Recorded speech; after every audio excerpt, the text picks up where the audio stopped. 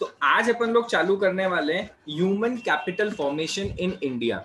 अच्छा, सबसे पहले अपन चैप्टर के हेडिंग का मतलब समझेंगे कि ह्यूमन कैपिटल फॉर्मेशन होता क्या है। ह्यूमन मतलब इंसान, ह्यूमन कैपिटल मतलब क्या। सबसे पहले ह्यूमन कैपिटल से पहले कैपिटल का मतलब क्या। कैपिटल का मतलब ऐसा कुछ इन्वेस्टमेंट या ऐसा कुछ जिससे आपको बहुत लॉन्ग टाइम बेनिफिट मिलेगा, राइट। तो ह्यूमन कैपिटल मतलब क्या हो गया, ह्यूमन के अंदर ऐसा कुछ जो आपको या आपकी इकोनॉमी को या आपकी कंट्री को एक लॉन्ग टर्म बेनिफिट देगा। अब जब आप इंसान की बात करते हो तो इंसान को और अगर कुछ बेटर देना है इकोनॉमी को तो उसको क्या चाहिए, उसको स्किल्स चाहिए, उसको ट्रेनिंग चाहिए, उसको एजुकेशन चाहिए। अगर ये सब चीज आपके पास है तो आप अपनी इकोनॉमी को लॉन्ग टर्म बेसिस पे बहुत ज्यादा स्ट्रॉन्ग और बहुत ज्यादा हेल्दी बना सकते हो। तो इस चैप्टर पे अपन लोग पढ़ने वाले हैं कि इंडिया के अंदर आपका ह्यूमन कैपिटल फॉर्मेशन सिस्टम पहले क्या था, पहले से लेके अब तक क्या चेंज आया, अपने वही प्रोग्राम्स क्या क्या है और असेसमेंट उसका करेंगे कि अपन कितना इफेक्टिव रहे हैं इस चीज को करने के लिए। ठीक है, तो सबसे पहला meaning and sources of human capital. Capital in economics means accumulated stock of man-made producer goods. More appropriately, it should be called physical capital as distinguished from human capital. What is human capital? Underline करेंगे, ऐसे तो bold किया हुआ ही है। Human capital is knowledge, skills and talent embodied in a labor force. मतलब आपकी labor force के अंदर कोई knowledge, skill, talent है तो वो आपका human capital है। For example, यदि आप कुछ भी पढ़े लिखे नहीं हो, ठीक है, आपके पास कोई स्किल्स नहीं है, आपके पास कुछ नहीं है, तो आपको क्या काम मिल सकता है ज्यादा से ज्यादा। आप प्यून का काम कर सकते हो, इधर उधर जाने का, झाड़ू पोछे का, सफाई वगैरह का, लेबर फोर मजदूरी का काम कर सकते हो, किसान या मेहनत वाला काम कर सकते हो। मतलब उस काम में आपके एफर्ट्स पूरे इन्वॉल्व रहेंगे, लेकिन आप अर्न कितना कर पाओगे, आप ज्यादा कुछ अर्न नहीं कर पाओगे, राइट। वहीं आपने एक अच्छा बेसिक ग्रेजुएशन ले लिया, ठीक है, तो आप क्या कर लिए, आप क्लरिकल काम कर सकते हो, आप बैंकिंग के काम कर सकते हो, आप बेसिक अकाउंटिंग कर सकते हो, सब कर सकते हो। मतलब आपने क्या किया, आपने एक छोटा सा बेसिक ग्रेजुएशन भी कर लिया तो आपने अपने आप को इस लायक बना लिया कि आप एक बेसिक लेवल जिसको कुछ नहीं आता उससे आप ज्यादा कमा सको। वहीं आपने और कुछ हायर प्रोफेशनल एजुकेशन कर लिया, कुछ प्रोफेशनल फील्ड में या कुछ आर्ट्स की फील्ड में या कुछ अच्छा आपने और बेटर कर लिया, तो आपने अपनी वैल्यू और ज्यादा, आपने अपने लेबर की वैल्यू, आपने अपने उसकी वैल्यू कला की वैल्यू या बोलो स्किल्स की वैल्यू आपने बढ़ा दी। तो बेसिकली ह्यूमन कैपिटल फॉर्मेशन का एम भी यही होता है कि आप अपने पॉपुलेशन को, आप अपनी पॉपुलेशन को इस काबिल बना दो कि वो ज्यादा से ज्यादा पैसा जनरेट करके लेके आ सके। आज आप जानते हो इंडियन एजुकेशन सिस्टम कहीं लेवल पे अच्छा भी है, कहीं लेवल पे कमतर भी है। कमतर कहाँ आता है, जब आपके पास पैसे नहीं होते, जब आप दूर रिमोट एरियाज में होते तो अब आपको इतनी एजुकेशन डेफिनेटली नहीं मिल पाती। लेकिन वहीं पे यदि अपना बिग सिटीज, मेट्रो सिटीज और एक हाई एंड कॉलेजेस की एजुकेशन देखो तो वर्ल्ड वाइड अपने यहाँ के आईआईटी ग्रेजुएट्स, आईएम वाले पोस्ट ग्रेजुएट्स की सब जगह आज बहुत ज्यादा डिमांड है। क्यों? क्योंकि उनके पास एक्सपेक्टेड स्किल्स और एक्सपेक्टेड नॉलेज होती है। तो आज आपने कितने सारे वीडियोस देखे होंगे कि हर जगह के टॉप सीईओज इंडियन ओरिजिन के, सब ये क्या है, तो ये अपने लिए एक अच्छी निशानी की वो कम निशानी है। आईटी प्रोफेशनल्स आपके इंडिया के आज हर जगह जा रहे हैं, हर कंट्री में एम्प्लॉय हो रहे हैं, तो इट्स गुड। वो गुड क्यों है आपके लिए? क्योंकि वो वहां पैसा कमा के इंडिया में रेमिटेंसेस के तौर पे भेज रहे हैं। तो आपके इंडिया के अंदर जो net factor income from abroad आती है वो बढ़ जाती है, वो बढ़ती है, तो आपका एक सारे फैक्टर्स इंप्रूव हो जाते हैं, आपका बैलेंस ऑफ पेमेंट इंप्रूव होता है, आपकी कंट्री का जीडीपी में इंक्रीमेंट आता है, सब कुछ होता है। क्यों? क्योंकि आपके यहाँ के एजुकेटेड यूथ की वैल्यू बहुत ज्यादा होती है। तो इस चैप्टर में अपन लोग यही पढ़ने वाले हैं कि ह्यूमन कैपिटल फॉर्मेशन होता है क्या है, उसके सोर्सेज क्या क्या होते हैं, इसमें इंडिया में क्या एट प्रेजेंट अपना वो है, स्टेटस है, और अपने प्रोग्राम्स क्या क्या है, अपन ने किया क्या क्या, अपनी सक्सेसिव गवर्नमेंट्स ने आज तक क्या किया है ह्यूमन कैपिटल को बढ़ाने के लिए। सबसे पहले similarities between physical capital human capital, both raise productivity. आपने अगर ह्यूमन को ह्यूमन कैपिटल बना दिया तो उसकी प्रोडक्टिविटी, उसका आउटपुट ज्यादा होगा। वैसे ही फिजिकल कैपिटल भी आप इंट्रोड्यूस करते हो अपने बिजनेस में तो आपका आउटपुट बढ़ता है। तो दोनों में पहली सिमिलैरिटी क्या है कि वो आप लोगों की प्रोडक्टिविटी बढ़ाते हैं। दूसरी सिमिलैरिटी क्या है, both are produced factor of production. मतलब आपका जो स्टॉक है, जो आपका कैपिटल इन्वेस्टमेंट है, फिजिकल इन्वेस्टमेंट है, वो भी आपका प्रोड्यूस्ड है, वो पहले से नहीं था। और आपका ह्यूमन कैपिटल भी पहले से नहीं था। सर अपन पैदा हो गए थे अपने आप, अपन पहले से ही थे, अपन पहले से थे, लेकिन अपने अंदर जो स्किल्स आई है वो पहले से नहीं आई है। वो अपनी टीचर्स, इन सब लोगों ने, अपने गाइड्स ने, अपने ट्रेनिंग ने, अपने स्किल्स ने अपने अंदर वो धीरे धीरे डेवलप हुई है, वो पहले से नहीं थी। इट वॉज नॉट नेचुरल, ये आपने अपने अंदर इम्बाइब किया है ओवर द पीरियड। तो both are not natural and सबसे पहले बोथ रेज प्रोडक्टिविटी। ठीक है, तो सर ये ह्यूमन कैपिटल अपन बनाते हैं, तो ह्यूमन कैपिटल बनता कैसे? आपने आज बोला कि ह्यूमन कैपिटल अपन पढ़ रहे, तो ह्यूमन कैपिटल का सोर्स क्या है? आप इंसान कैपिटल मतलब ह्यूमन कैपिटल कैसे बना सकते हो? तो उसके आपके कितने सोर्सेज है? 5 सोर्सेज है आपके बुक में लिखे। देखो, education, health, on the job training, migration and information. सबसे पहला एजुकेशन। आपने अपने एजुकेशन पे खर्चा किया, एक्सपेंडिचर आपकी कंट्री ने एजुकेशन सेक्टर पे अगर एक्सपेंड किया, तो आपको उसके बेनिफिट दिखने लग जाएंगे। आपका जितना ज्यादा एजुकेटेड यूथ होगा, उतना ही ज्यादा एम्प्लॉयमेंट अपॉर्चुनिटीज बढ़ेगी, उतना ही अच्छे आपको बाहर से लेबर बुलाने की जरूरत कम हो जाएगी। आप अपने अंदर ही इतना अच्छा एक लेबर फोर्स या स्किल्ड वर्कफोर्स अरेंज कर सकते हो। Expenditure incurred on acquiring education in schools, colleges is investment in human capital। आज आप पढ़ रहे हो, क्यों पढ़ रहे हो? कि आपको कुछ बनना है। कुछ बनना है तो पढ़ना जरूरी क्यों है? क्योंकि कुछ बनना है मतलब अपने को कुछ ऐसा ही अच्छा बनना है कि आप अपनी इकोनॉमी में कुछ कंट्रीब्यूट कर सको। और आप जितना ज्यादा एजुकेटेड और जितने ज्यादा ट्रेंड बंदे बनोगे, उतना ही ज्यादा आप कंट्रीब्यूट कर पाओगे, खुद के लिए भी एंड नेशन मिडिल के लिए भी। तो आज जो आपके पेरेंट्स खर्चा कर रहे हैं आपकी एजुकेशन पे, तो वो खर्चा नहीं है, दैट्स इन्वेस्टमेंट। ठीक है, next, the ultimate objective is to enhance future prospects of earning। Education helps in achieving objective as it increases learning capacity, social standing and knowledge। It stimulates innovation, facilitates invention and quick adoption of new technology। In this way it increases productivity। मतलब आपकी education आपको इस काबिल बनाती है कि आप अपने फ्यूचर अर्निंग प्रोस्पेक्ट्स को बढ़ा सकते हो। शॉर्ट में लिखा है यही चीज है कि आप जितने ज्यादा एजुकेटेड हो, जितना अच्छा आपका एजुकेशन है, उतनी ही ज्यादा आपकी प्रोडक्टिविटी फ्यूचर में बढ़ेगी, आपकी प्रोडक्टिविटी इंक्रीज होगी। दूसरा, हेल्थ। आपने एजुकेशन पे तो खर्चा कर लिया, लेकिन आपके यहाँ हेल्थ के ऊपर कोई यदि एक्सपेंडिचर नहीं हो रहा है आपकी इकोनॉमी में, तो जब इंसान जिंदा ही नहीं रहेगा, इंसान हेल्दी नहीं रहेगा, तो वो अपनी एजुकेशन को यूज कर पाएगा क्या? तो नहीं ना। तो इसीलिए आपके एजुकेशन इंफ्रास्ट्रक्चर के साथ साथ आपके हेल्थ इंफ्रास्ट्रक्चर का भी अच्छा होना बहुत जरूरी है। तो आपका एक्सपेंडिचर ऑन जो हेल्थ भी है, वो आपके ह्यूमन को ह्यूमन कैपिटल बनाने में बहुत ज्यादा सपोर्टिव रहता है। Expenditure incurred on providing medical facilities to people is investment in health। expenditure is on preventive, curative and social medicines। preventive medicine is vaccination। भाई आपके पोलियो की वैक्सीन हो गई, आपके बचपन के जितने भी टीके लगते हैं, जो आप 11 साल की उम्र तक आपको लगते हैं, वो सारे टीके एक प्रिवेंटिव वैक्सीनेशन है कि भाई ये बीमारी मेरे बच्चे को नहीं होनी चाहिए। ये जरूरी क्यों है? कि कल को खुदा ना खास्ता आपको यदि वो बीमारी हो गई, तो आप आपके फ्यूचर अर्निंग प्रोस्पेक्ट्स को कम ही कर रहे हो ना, बढ़ेगी थोड़ी ना। आपका आधा खर्चा, आपका आधा ध्यान, आपका आधा फोकस यदि आपके बीमारी के इलाज में ही चला जाएगा, तो आप मुझे बताओ जितना कमा के दे सकते हो उतना कमा के दे पाओगे क्या? नहीं, आप अपनी फ्यूचर की अर्निंग की पोटेंशियल को कम कर दोगे। इसलिए आपके हेल्थ पे भी प्रॉपर खर्चा होना, एक्सपेंडिचर होना, इन्वेस्टमेंट होना बहुत जरूरी है। Curative medicine is treatment during illness. मतलब क्योर करने के लिए, अगर बीमार हो गए उसको क्योर करना है तो क्यूरेटिव इलनेस हो गया। And next is social medicine is expenditure on spreading health consciousness among people. Good health induces people to work more, reduces abstinence from work and raises contribution of workers to output. अगर आप health में अच्छे रहोगे तो आप अपना output भी बढ़ा के दे सकते हो। समझे दोनों पॉइंट? सबको समझे क्या? आगे बढ़ूं? कुछ डाउट जैसा है?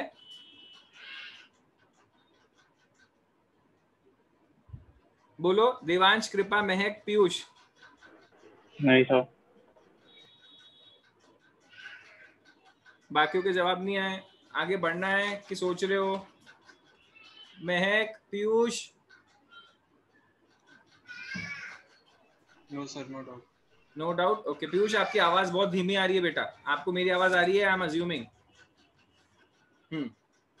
Yes sir.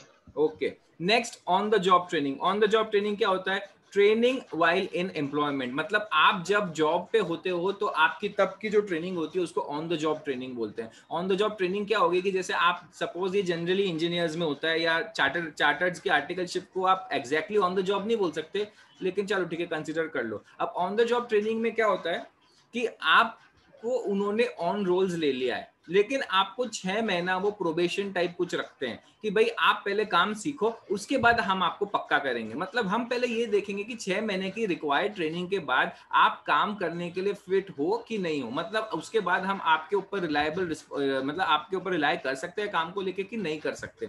तो वो जो 6 महीना 1 साल का जो पीरियड होता है वो आपका ऑन द जॉब ट्रेनिंग होता है। वो जरूरी क्यों होता है? वो जरूरी इसलिए होता है कि भाई आप ऑन द जॉब ट्रेनिंग करोगे तो आप स्किल्स एक्वायर कर रहे हो, और स्किल्स एक्वायर करने के बाद ही आप कुछ काम करने में सक्षम होंगे, और तभी आप एक सादे ह्यूमन से ह्यूमन कैपिटल बन पाओगे।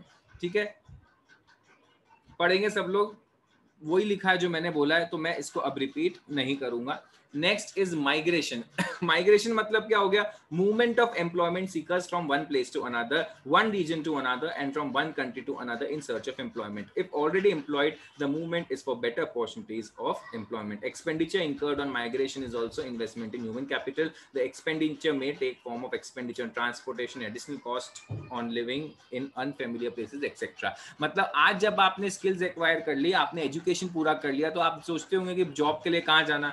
90% ऑफ नागपुर का जो पब्लिक है, आपका यूथ है, वो यही सोचता है कि नागपुर में तो नहीं रहेंगे, अपन इंडिया में रहें तो बॉम्बे, मुंबई, दिल्ली, कैलकाटा, बैंगलोर, हैदराबाद, चेन्नई, ये सारी जगह सोचते हैं, राइट। और यदि कोई वहां के लोग होंगे, आपको कुछ और ही बहुत अच्छी अपॉर्चुनिटीज चाहिए, तो आप सोचोगे कि अपने को इंडिया में नहीं जाना। तो जो जॉब एम्प्लॉय करने वाले जो कंपनीज होती है, वो क्या सोचती है कि भाई अपने को स्किल्ड बंदा चाहिए, तो अपन दूसरी कंट्री में भी कैंपस लेंगे, दूसरी कंट्री के भी लोगों को रिक्रूट करेंगे। तो ये जो माइग्रेशन होता है, ये माइग्रेशन भी आपके ह्यूमन कैपिटल का बहुत बड़ा सोर्स होता है। जो आपके जो वर्कफोर्स होती है, जो एक कंट्री से दूसरी कंट्री आती है, तो वो भी आपके लिए ह्यूमन कैपिटल का सोर्स है। फॉर हुम? For employment seekers. ठीक है।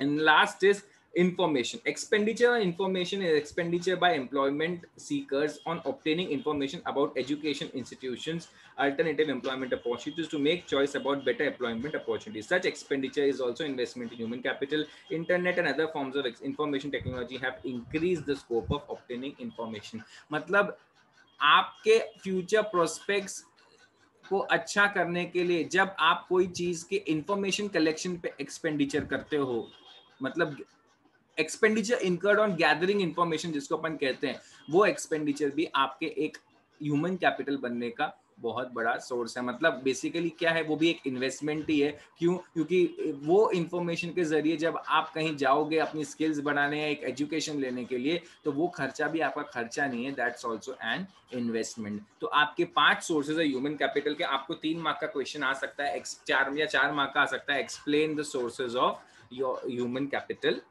तो आपको इन चारों में से कोई 5 में से कोई 4 एक्सप्लेन करने बोल सकते हैं। 6 मार्क का क्वेश्चन मेरे हिसाब से इस चैप्टर से नहीं आएगा। Role of human capital in economic development. Economic development means growth of physical production plus qualitative changes like increase in productivity of factors of production and other changes. Labor is a factor of production. Productivity of labor means output per man hour. Output per man hour. Human capital is investment that brings qualitative improvements in labor. More qualitative the labor, more productive. मतलब आप जितना ज्यादा qualitative रहोगे, आपके पास जितनी ज्यादा skills रहेगी, आपकी प्रोडक्टिविटी तो बढ़ेगी, साथ ही साथ आपकी वैल्यू भी बढ़ेगी। मतलब आपकी प्रोडक्टिविटी के साथ साथ आपकी वैल्यू बढ़ेगी। क्वालिटेटिव एस्पेक्ट्स इंक्लूड, अंडरलाइन करेंगे, qualitative aspects include health, knowledge, skill, etc. Underline करेंगे। Qualitative aspects include health, knowledge, skill, etc. Experiences of developing countries about role in human capital formation on economic development are rather confusing and not clear. The experiences reveal that the growth of human capital formation has not led to simultaneous increase in per capita income. It is difficult to establish the impact of human capital formation on economic development. However, Indian experience gives somewhat clear results. Selected indicators in health and education clearly establish correlation between growth of human capital and पर capital income होना चाहिए, उन्होंने पर capital income लिखा है, ठीक है। तो आपका हेल्थ एंड एजुकेशन के इंडिकेटर्स अपन देखेंगे। क्रूड डेथ रेट पर 1000 पॉपुलेशन आपका 25.1 था, वो आपका इन्होंने 14-15 लिखा है, वो शायद 14-15 नहीं होगा, वो पहले का होगा, इन्होंने टेबल गलत बनाया है। मतलब आप देखोगे दोनों कॉलम में 2014-2015 लिखा है, राइट। वो 2014-2015 नहीं है, कुछ दूसरा साल होगा। वो कौन सा साल है मैं आपको बताऊंगा बाद में, मेरे को मार्क करोगे। आप लोगों को टेबल में 14-15 लिखा है दोनों कॉलम में, वो दोनों कॉलम में 14-15 नहीं हो सकता, एक कॉलम में कुछ और होगा, ठीक है। तो पहले जो 25.1 मतलब हर 1000 लोगों में पहले 25.1 लोग मरते थे, वो अब 6.7 हो गया। इन्फेंट मोर्टेलिटी रेट मतलब बचपने में इनफेंसी में जो मर जाते थे वो 146 थे, अब वो घट के 37 हो गए। Life expectancy at birth, life expectancy का मतलब क्या होता है कि जब आप बॉर्न होते हो तो आपके कंडीशंस और आपके कैपेबिलिटीज और आपके हेल्थ के हिसाब से इवैल्यूएट किया जाता था कि ये बंदा मैक्सिमम कितने साल जी सकता है। अंदाजे लगते थे आपकी कंट्री के हेल्थ और बाकी चीजों के एक्सपेंडिचर और हालत देख के अंदाजा लगाया जाता था। तो पहले लाइफ एक्सपेक्टेंसी सिर्फ 37.2 हुआ करती थी मेल्स में और 36.2 हुआ करती थी फीमेल्स में, तो अब वो बढ़ के 67 और 70 रिस्पेक्टिवली हो गई है। लिटरेसी रेट आपका 16.7% था और आपका अब बढ़ के 76 हो चुका है। और पर कैपिटल इनकम अपनी 11,770 जो पहले हुआ करती थी वो अभी आपकी 72,900 हो गई है। मतलब आपने अपने इंडिया के एस्पेक्ट में नोट किया होगा कि जब भी आपने इन सारी चीजों पे खर्चा बढ़ाया, हेल्थ और बाकी कंडीशंस, एजुकेशन कंडीशंस जब आपके इंप्रूव हुई, तो सबसे नीचे वाला कॉलम जो आपका रियल पर कैपिटल इनकम है वो भी आपका इंक्रीज हुआ। आप लोग समझ पा रहे हो मैं क्या बोल रहा हूं? महक, पीयूष, देवांश, कृपा, सुचित, yes sir.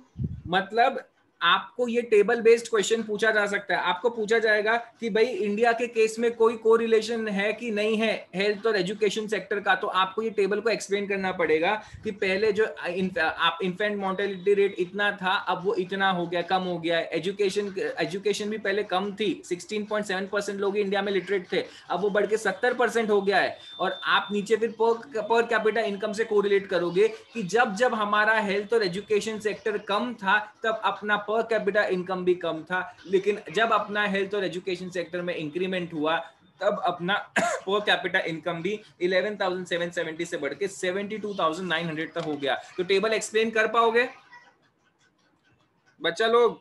Table based question आते हैं यहां से, एक्सप्लेन कर पाओगे? Yes sir. देवांश, पीयूष, सुचित, कृपा। सर कोई भी 3 किए या वो भी चलेगा ना, यानी ऐसे जरूरी नहीं कि सारे करना। सारे करना मतलब यानी सारे जितने दिए वो पूरे ये करना, एक्सप्लेन करना जरूरी है कि कौन कर सकते हो तो अच्छा है, नहीं तो आपको देखो, आपको मालूम है आपको ह्यूमन कैपिटल से हेल्थ और एजुकेशन तो लेना ही है, तो ले लो ना। मतलब आप टेबल पे शेयर कीजिए। क्या हुआ बेटा? टेबल शेयर कीजिए ना सर। आपकी बुक नहीं है आपके पास? सर मेरे पास संदीप गर्ग है। बेटा मैंने ये बुक भिजवाई थी मंजू मैम के पास सबके लिए। कौन सी सर? ये एसके अग्रवाल। सर तो वो आपने इसके लिए भी भिजवाई थी, मतलब उसमें इकोनॉमिक्स और वो ये। हाँ सर ये है मेरे पास। तो बेटा इसमें इंडियन इकोनॉमिक डेवलपमेंट भी है, देखो खोल के। अच्छा अभी सर तक मैं खोला नहीं संदीप है गर्ग से कृपा मैडम ने बुक को, पेज नंबर 233। सर ऐसा नहीं है, मैं संदीप गर्ग से पढ़ रही थी हाँ इतने दिनों उससे पढ़ो, लेकिन अपने को टेबल चेक करना ही है हर इसके, ठीक है। तो बाकी लोग एक्सप्लेन कर पाएंगे ना? मैं आगे बढ़ता हूँ फिर। Yes sir. Okay, next page पे आ गया हूं मैं। Tremendous fall in death rate, infant mortality rate and almost 100% increase in life expectancy must have been the result of human capital formation in health sector. More than 3 times increase in literacy rate must be the result of investment in education sector. Along with growth in human capital, there is simultaneously manifold increase in per capita income of the country. Hence, India के case में अपन ने prove कर लिया कि जब जब आपका human capital strong हुआ है तब आपका पर कैपिटा इनकम भी बढ़ा है। ये मतलब ये इसका एक्सप्लेनेशन भी इन्होंने बहुत अच्छी तरीके से दे दिया है, तो आप लोग समझ सकते हो। Some international reports have also endorsed Indian experience and expressed the hope that relationship between growth of human capital and economic development will become stronger. One report is by German bank called Global Growth Centers, published on 1st July 2005. Another one is recent report by the World Bank, India and the knowledge economy, leveraging strength and opportunities. और India के case में ये बहुत ज्यादा true hold इसलिए भी करता है क्योंकि आज जैसे अपन आईटी सेक्टर की बात करते हैं तो इंडियंस जितने ज्यादा आईटी सेक्टर में और कंप्यूटर्स में स्ट्रांग होते हैं उतने बाकी लोग नहीं होते हैं। तो उसका सीधा साधा फायदा आपको इसलिए पड़ रहा है क्योंकि आपके इंडिया के टॉप सिटीज जैसे बैंगलोर, हैदराबाद में बहुत सारी वर्ल्ड वाइड मल्टीनेशनल कंपनीज है, वो अपना क्या कर रही है, वो अपने ऑफिसेस खोल रही है, और ऑफिसेस खोल रही है तो क्या हो रहा है, वो जॉब्स लेके आ रही है, जॉब्स लेके आ रही है तो क्या हो रहा है, आपके पर कैपिटा इनकम बढ़ रही है कि नहीं बढ़ रही है? समझ रहे हो क्या आप लोग? Yes sir. हाँ, तो इसका मतलब क्या हो गया कि आपके एजुकेशन और आपके हेल्थ पे एक्सपेंडिचर का मतलब क्या हो गया कि आपने ह्यूमन कैपिटल बनाने के लिए इन्वेस्टमेंट चालू कर दिया। अब इंडिया के कॉन्टेक्स्ट में अपन पढ़ेंगे, अपन ने अभी क्या पढ़ा, अपन ने कंसेप्चुअल पढ़ा कि भाई ह्यूमन कैपिटल होता क्या है, और अपन ने इंडिया के केस में ये पढ़ा कि ह्यूमन कैपिटल अच्छा होने से आपके इकोनॉमी के पर कैपिटल जीडीपी में कितना फर्क पड़ता है। तो अब अपन लोग देखेंगे कि एजुकेशन सेक्टर का इंडिया में क्या ग्रोथ रहा है। सबसे पहला टेबल पे आ रहा हूं मैं सीधा। 1952 में percentage of total government expenditure, मतलब गवर्नमेंट जो भी खर्चा करती थी उसमें से 1952 में एजुकेशन को सिर्फ 7.92% एट्रीब्यूट करती थी। कितना? 7.92%। मतलब गवर्नमेंट के एक्सपेंडिचर में से 7.92% जो खर्चा होता था वो पहले 1952 में सिर्फ उतना ही एक्सपेंडिचर के लिए होता था, जो 2004 में बढ़ के डबल कर दिया अपन ने। लिटरली अपन ने 2014 में 15.7% कर लिया। मतलब 2014 आते आते अपन ने 15% ऑफ योर गवर्नमेंट एक्सपेंडिचर जो था वो फॉल होता था एजुकेशन सेक्टर में। और हाँ बोलो बेटा। कोई कुछ बोला? ये डिलीटेड है ना? हाँ सर ये डिलीटेड है ना? सिलेबस में से डिलीटेड है नहीं? आपको नहीं ये डिलीटेड नहीं है, आपको सिर्फ इंफ्रास्ट्रक्चर वाले चैप्टर में से डिलीट हुआ है। ये आपको डिलीट करवाया है क्या स्कूल में? हाँ सर। आपको ये सिर्फ इंफ्रास्ट्रक्चर वाले चैप्टर में से कुछ डिलीट कराया था बेटा। मेरे हिसाब से डिलीटेड नहीं है, मैं फिर भी बाद में एक बार चेक कर लूंगा, तो आज एक बार सुन लो, मैं आपको कल बता दूंगा, ठीक है? मेरे हिसाब से डिलीटेड नहीं है, but I will recheck. Okay sir, ठीक है। हाँ, तो आपका जो परसेंटेज ऑफ जीडीपी, मतलब आपकी जो जीडीपी थी उसका सिर्फ 0.64% हुआ करता था एजुकेशन 1952 में, जो 2004 में बढ़ के 4.30 हो गया। The about table shows trends only in government expenditure. If we include private expenditure the expenditure would be much higher. मतलब ये जो गवर्नमेंट का खर्च है। हाँ सर ये डिलीटेड है। ये कंफर्म हो गया आप लोग डिलीटेड है? हाँ सर, मेरे पीडीएफ में तो ये दिखा रहा कि ये डिलीटेड है, और इंफ्रास्ट्रक्चर में से कुछ एनर्जी टॉपिक है वो डिलीटेड है। एनर्जी एक टॉपिक डिलीटेड। तो कहाँ तक ये चैप्टर इतना ही है क्या कोर्स में आपको? फिर ये growth of education sector in India, alternative farming, organic farming and infrastructure में से एनर्जी। अच्छा, मतलब ये टास्क अहेड इन एजुकेशन है क्या आपको? नीचे वाला पार्ट जो है पीयूष? हाँ सर वो है ना, तो अपन वो पढ़ लेते हैं, ठीक है? मैं ये कंफर्म कर लेता हूँ, अगर कोर्स में होगा तो इसको अपन कल कवर कर लेंगे। ये वाला पार्ट अभी कर लेते हैं, task ahead in education sector. अब एजुकेशन सेक्टर में इंडिया की ये असेसमेंट तरीके से होगा कि भाई अब अपने को आगे क्या करना चाहिए। सबसे पहला, in India a person is defined literate who can with understanding both read and write a short and simple statement on his or her everyday life. Literacy rate indicates big improvement in state education over last more than 60 years. At the same time, these also indicate deficiencies in our education sector. सबसे पहली बात, जब अपन India में बोलते हैं कि बंदा literate है, मतलब क्या हो गया, वो कोई भी लैंग्वेज में उसको पढ़ते और लिखते आना चाहिए, which is not a very difficult task. मतलब आप अगर कोई भी लैंग्वेज में पढ़ लिख सकते हो तो आप लिटरेट हो। तो सबसे पहली बात, जब अपन किसी बंदे को ह्यूमन से ह्यूमन कैपिटल बनाने की बात करते हैं तो सिर्फ लिटरेट होना जरूरी नहीं है, आपके पास स्किल्स और आपके पास प्रॉपर नॉलेज भी होनी चाहिए। लिख और पढ़ सकना ये बहुत मुश्किल काम नहीं है, ठीक है। तो आप समझो कि जब अपन बोलते हैं कि 74% ऑफ इंडियंस कैन रीड और राइट, इसका मतलब ये नहीं है कि 74% of people are human capital, ठीक है। वो सिर्फ लिख और पढ़ सकते हैं, मतलब उनके पास एक बेसिक एडिशन है इलिटरेट से, ठीक है। इसका मतलब क्या हो गया कि 26% इंडियंस अभी भी ऐसे जो लिख पढ़ भी नहीं सकते हैं। तो इसका मतलब क्या है कि अपन अपने ये रिजल्ट्स दो बहुत ज्यादा बड़ा जंप है, लेकिन ये फिर भी कुछ बहुत अच्छा इंडिकेट नहीं कर रहा है, ठीक है। First, about 1/4 of population is illiterate. अपन ने देखा 26% ऑफ पॉपुलेशन है आपकी पढ़ लिख भी नहीं सकती। It means that 1 out of every 4 Indians of school going age and above is illiterate. Next, illiteracy is more among girls than boys. Among boys, 1 out of 4, while in case of girls it's 1 out of 3.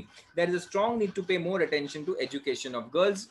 Obviously girl child अपने यहाँ पहले नहीं पढ़ाई जाती थी, अब तो भी ठीक है, काफी फर्क पड़ा है, लेकिन कुछ कुछ गांव, शहर और रिमोट एरियाज में अभी भी ये टेंडेंसीज होती है। Third, the percentage of drop out from primary stage to upper primary stage is very high. मतलब कुछ लोग होते हैं जो प्राइमरी स्टेज करके ही छोड़ देते हैं, तो ऐसे लोग आपके लिटरेट तो हो जाते हैं, लेकिन क्या उनमें स्किल्स आई है?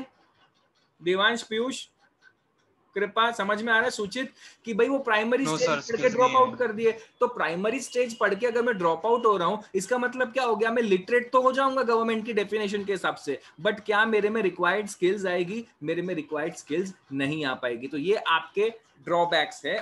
तो अभी इंडिया ने इस ड्रॉबैक्स को कम करने के लिए क्या किया है? तो अपने वापस अगेन जैसे गवर्नमेंट करती है, बहुत सारी स्कीम्स लॉन्च करी है। सबसे पहला सर्व शिक्षा अभियान इन 2000, अंडरलाइन करेंगे, SSA सर्व शिक्षा अभियान कौन से साल में? 2000 में। To ensure 5 years of primary education for all children in the age group of 6 to 14 years by 2007 and 8 years of schooling by 2010। तो एक तरीके से ये फ्री होता था सर्व शिक्षा अभियान, एजुकेशन फॉर ऑल। सर्व मतलब ऑल, एजुकेशन मतलब शिक्षा, अभियान मतलब प्रोग्राम, ठीक है। थर्ड, नेक्स्ट, सेकंड अंडरलाइन करेंगे, national program for education of girls at elementary level, ये 2003 अंडरलाइन करेंगे। अंडर SSA, मतलब SSA के अंडर ही ये स्कीम आई थी, for providing additional support for education underprivileged और disadvantaged girl at elementary level. Third, Kasturba Gandhi Balika Vidyalaya launch किया था 2004 में, for setting up residential schools with boarding facilities at elementary level belonging to predominantly to SC, ST और OBC and minorities in difficult areas। तो आपको क्या underline करना है? difficult areas, SC, ST, OBC और minority अंडरलाइन करेंगे, और उसके बाद क्या करते थे? residential schools with boarding facilities, ये तीन चीजों को अंडरलाइन करेंगे तो आपको कस्तूरबा गांधी बालिका विद्यालय का पूरा डिटेल आ जाएगा। Fourth, national program for mid day meals, मतलब स्कूल में खाना फ्री में प्रोवाइड किया जाता था, जिससे पेरेंट्स क्या होते थे, पेरेंट्स अपने बच्चों को उधर भाई खाना अपना कर पा रहा है, तो क्या हो गया कि ठीक है भाई खाना तो मिल रहा है, मतलब खाने का खर्चा उनको ऊपर से कम हो गया, तो वो अपने बच्चे को स्कूल भेजने के लिए भी क्या हो जाते थे? रेडी हो जाते थे इजीली। क्यों? क्योंकि खाने का खर्चा फिर उनके ऊपर नहीं आता था। मिड डे मील्स जो government free of cost provide करती थी, उसमें उनके बच्चों का खाना कवर हो जाता था। Second, an education cess 2% on all direct and indirect taxes have been imposed in 2004 to finance the education program। ये टैक्स लगाया था एक्स्ट्रा, मतलब आप इनकम टैक्स पे करते थे यार, आप सेंट्रल गवर्नमेंट कोई भी टैक्स पे करते थे, तो उसके ऊपर उस टैक्स का एडिशनल 2% जोड़ दिया जाता था। वो जो 2% होता था वो सीधा सेंट्रल गवर्नमेंट के ये वाले एजुकेशन के खाते में जाता था, जो गवर्नमेंट एजुकेशन के ऊपर खर्च करती थी। लेकिन 2017 में ये सेस हटा दिया और इसकी जगह एक नया सेस लेके आए थे, उसका नाम रखा health and education cess. Next, steps have been taken to make education system globally more competitive. First, accreditation of all universities and colleges have been made mandatory. Accreditation means granting an approved status to academic institution। नहीं तो क्या हो गया, मैंने college खोल लिया, अपने नाम से फर्जी डिग्री बना के दे दी। बिहार बोर्ड में ये बहुत होता है, वो तो अक्रेडिटेड कॉलेज से भी फर्जी डिग्री दे देते हैं। लेकिन क्या करती है, जो आपका यूनिवर्सिटी ग्रांट्स कमीशन होता है, वो टाइमली लिस्ट निकालता है कि कौन सी यूनिवर्सिटी अप्रूव्ड है और कौन सी अप्रूव्ड नहीं है। सर ये जरूरी क्यों है? ये जरूरी इसलिए है कि भाई आप यदि खुद पैसा खर्च करके डिग्री ले रहे हो तो डिग्री की ऐसा नहीं होना चाहिए कि वो डिग्री नहीं है, मतलब आप फेक स्किल्ड नहीं होने चाहिए, आपके अंदर एक्चुअल स्किल्स आनी चाहिए। तो गवर्नमेंट सिर्फ उन्हीं यूजीसी जो बोलते हैं यूनिवर्सिटी ग्रांट कमीशन है, सिर्फ उन्हीं यूनिवर्सिटीज को एक्रेडिशन देता है जो उसके हिसाब से एक्सपेक्टेड नॉर्म्स को लेकर चलती है।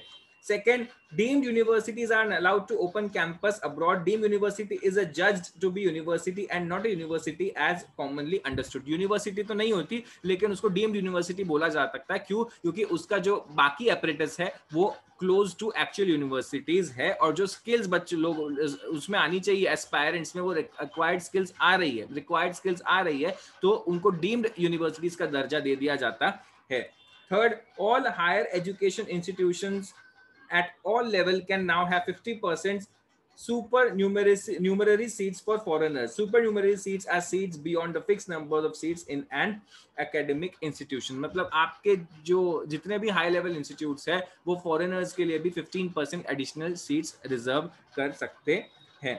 ठीक है, इससे क्या होता है, इससे आपके फंड्स भी आते हैं एंड आपका जो आपके वो training program, exchange, student exchange, youth exchange programs होते हैं, ये उस तरह का कुछ है। Last, steps have been taken to develop link between technical education institutions and industry. This is aimed to develop technical courses and keeping in view demand of the industries. मतलब क्या हो गया कि भाई आपकी जो ट्रेनिंग होती है वो आपकी एजुकेशन के साथ साथ ही आपकी ट्रेनिंग हो जानी चाहिए, इसलिए बहुत सारे टेक्निकल इंस्टीट्यूट्स होते हैं वो इंडस्ट्रीज के साथ अपनी ट्रेनिंग के पर्पज से लिंक कर लेते हैं, जिससे आपको डायरेक्ट ट्रेनिंग भी साथ ही साथ मिल जाती है। तो बच्चों ये ट्रेनिंग का अपन ह्यूमन कैपिटल डेवलपमेंट में क्यों पढ़ रहे हैं, क्योंकि ट्रेनिंग से आप क्या एक्वायर करते हो, आप ट्रेनिंग में स्किल्स एक्वायर करते हो, तो आपकी डिग्री को एक्चुअल वैल्यू कब मिलती है, जब अपन ट्रेनिंग करते हैं। कोई भी प्रोफेशनल बोलो, आप लॉ बोलो, आप चार्टर्ड अकाउंटेंसी बोलो, कंपनी सेक्रेटरीशिप बोलो, या आप इंजीनियरिंग भी बोलो, आपको बिना ट्रेनिंग और बिना स्किल्स के आपकी वैल्यू नहीं बढ़ती। जितना ज़्यादा आपका एक्सपीरियंस होता है उतना ज़्यादा ही आपकी मार्केट वैल्यू बढ़ती है। समझ में आया सबको? पीयूष, देवांश? Yes sir.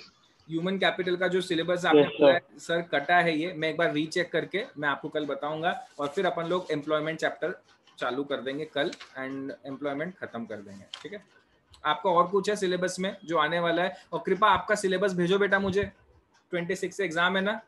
सुचित, आपके एग्जाम का क्या हाल है बेटा? सर वो जो एक्सेस डिमांड वाला यूनिट है ना, हाँ, वो डिमांड चैप्टर पे तो पूरा यूनिट है ना, उसको छोड़ के पूरा आ रहा है। अच्छा, और इंडियन डेवलपमेंट जो बुक है ना, उसमें से स्टार्टिंग के 3 चैप्टर्स आ रहे हैं। अच्छा, मतलब आपका इंडियन डेवलपमेंट तो हो गया और मैंने तो वो भी पूरा कर लिया है, मैक्रो हाँ सर, अभी 4 चैप्टर्स बचे हैं। हाँ बेटा, डाउट्स मेरे को आप कभी भी फोन करके बोलो, अपन को डाउट्स करने हैं। मैंने आपके साथ, मेरा भी कोई कांटेक्ट नहीं हुआ है। हाँ सर, प्लीज मेरे को बताओ आपकी क्या तैयारी है। सुचित बेटा, आपका क्या हाल है? सर हो गया सिलेबस एग्जाम के लिए। तो समझ में आ रहा है बेटा? कुछ डाउट्स, कुछ क्वेश्चंस, कुछ चाहिए एडिशनल मदद तो प्लीज मुझे आप टेक्स्ट कर देना, मैं आपको रिवर्ट कर दूंगा। ठीक है? Yes sir. ओके, चलो बाय। कल अपन लोग एम्प्लॉयमेंट स्टार्ट करेंगे। और देवांश, पीयूष, कल एम्प्लॉयमेंट खत्म हो जाएगा तो आपका हाफ ईयर का सिलेबस खत्म हो जाएगा temporary, right? Yes sir. Okay, चलो फिर अपन कल मिलते हैं। ठीक है, bye. Okay sir, thank you, bye.